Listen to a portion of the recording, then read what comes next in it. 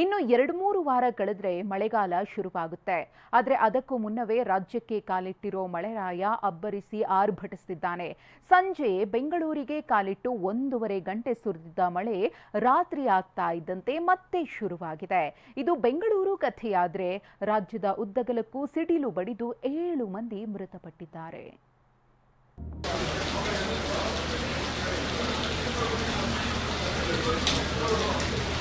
Chicken city ಬೆಂಗಳೂರಿನಲ್ಲಿ 10 ನಿಮಿಷ ಮಳೆ ಸುರಿದ್ರೆ ಸಾಕು, ನಗರದ ರಸ್ತೆಗಳೆಲ್ಲ ಕೆರೆ ಅಂತಾಗುತ್ತೆ.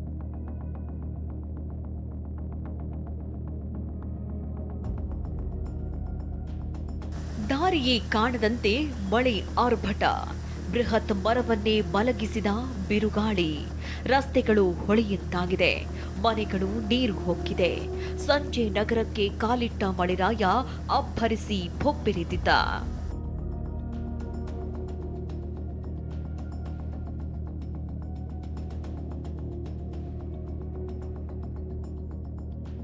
ಬೆಳಿಗ್ಗೆ ಉರಿ ಉರಿ ಬಿಸಿಲು, ಸಂಜೆ ಆರ್ಭಟಿಸಿದ ಮಳೆ.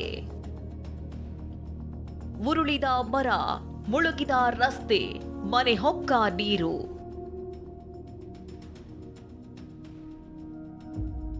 ಬೇಸಿಗೆ ಮುಗಿತಾ ಬಂದ್ರೂ ಬಿಸಿಲಿನ ತೀವ್ರತೆ ಕಡಿಮೆಯಾಗಿಲ್ಲ.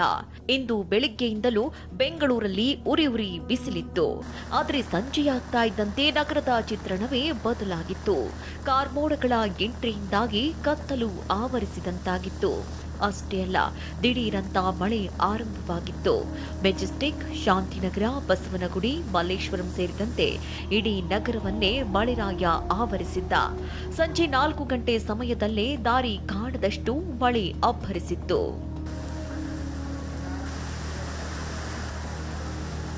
ಇನ್ನು ವಿಧಾನಸೌಧ ಆಸುಪಾಸಲ್ಲೂ ಮಳೆ ಸುರಿದಿದ್ರಿಂದ ವಿಧಾನಸೌಧ ನೋಡಲು ಬಂದವರು ವಿಧಾನಸೌಧ ದ್ವಾರದ ಬಳಿಯೇ ಆಶ್ರಯ ಪಡೆದರು.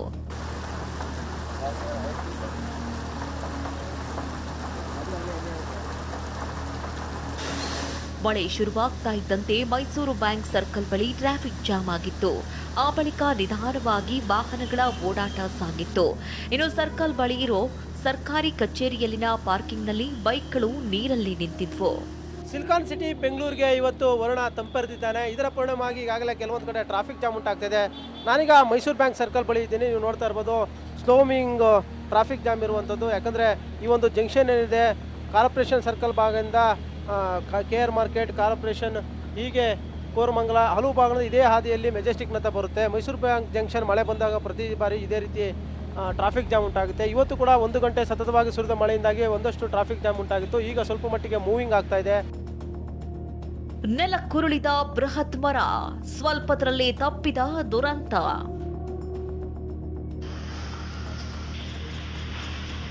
ರೇಸ್ ಕೋರ್ಸ್ ಬಳಿಯ ಮಾಧವ ನಗರದಲ್ಲಿ ಸ್ವಲ್ಪದರಲ್ಲೇ ದುರಂತ ತಪ್ಪಿದೆ. ಅಂಡರ್ ಗ್ರೌಂಡ್ ಕೇಬಲ್ ಕಾಮಗಾರಿಯಿಂದಾಗಿ ರಸ್ತೆ ಅಗೆಯಲಾಗಿದ್ದು ಮರದ ಬುಡದ ಬಳಿ ಮಣ್ಣು ಕುಸಿದಿದೆ. ಹೀಗಾಗಿ ಬೃಹತ್ ಮರ ಬುಡ ಸಮೇತ ಉರುಳಿದೆ.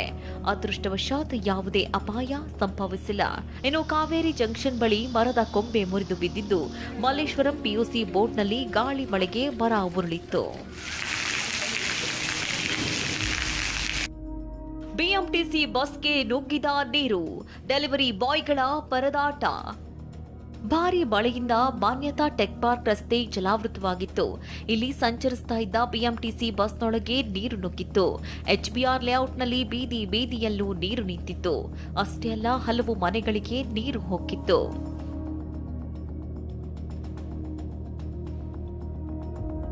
ಕೋಡಿಗೆಹಳ್ಳಿ ರಸ್ತೆ ಸಂಪೂರ್ಣ ಜಲಾವೃತವಾಗಿತ್ತು. ವಾಹನ ಸವಾರರು ಸರ್ಕಸ್ ಮಾಡುತ್ತಲೇ ಸಾಗ್ತಿದ್ರು. ಅದರಲ್ಲೂ ವಿದ್ಯುತ್ ಚಾಲಿತ ಚಿಕ್ಕ ಬೈಕ್ಗಳಲ್ಲಿ ಹೋಗ್ತಾ ಇದ್ದ ಡೆಲಿವರಿ ಬಾಯ್ಗಳು ಸಂಕಷ್ಟ ಅನುಭವಿಸಿದ್ರು. ಬೈಕ್ ಸವಾರನಿಗೆ ವಾಟರ್ ಟ್ಯಾಂಕರ್ ಡಿಕ್ಕಿ ಆಗೇ ಬಿಡ್ತು ಅನ್ನುವಾಗಲೇ ಸಡನ್ ಬ್ರೇಕ್ ಹಾಕಿದ್ರಿಂದ ಅಪಘಾತ ತಪ್ಪಿತ್ತು. ಉಳಿದಂತೆ ಜಯನಗರ, ವಿಲ್ಸನ್ ಗಾರ್ಡನ್, ಕಲ್ಯಾಣ ನಗರ, ಬಾಣಸವಾಡಿ ಸುತ್ತಮುತ್ತ ಆಲಿಕಲ್ಲು ಸಹಿತ ಮಳೆಯಾಗಿತ್ತು. ಸಿಡಿಲು ಬಡಿದು ರಾಜ್ಯದಲ್ಲಿ 7 ಮಂದಿ ಸಾವು. ಬೆಂಗಳೂರು ಮಾತ್ರವಲ್ಲ, ರಾಜ್ಯದ ಹಲವು ಜಿಲ್ಲೆಗಳಲ್ಲಿ ಇಂದು ಮಳೆ ಆರ್ಭಟಿಸಿದ್ದು ಸಿಡಿಲು ಬಡಿತಕ್ಕೆ ಹಲವರು ಬಲಿಯಾಗಿದ್ದಾರೆ. ಬಳ್ಳಾರಿ, ಕೊಪ್ಪಳ, ಹಾವೇರಿ, ವಿಜಯಪುರ ಸೇರಿದಂತೆ 4 ಜಿಲ್ಲೆಗಳಲ್ಲಿ 7 ರೈತರು ಸಿಡಿಲಿಗೆ ಬಲಿಯಾಗಿದ್ದಾರೆ.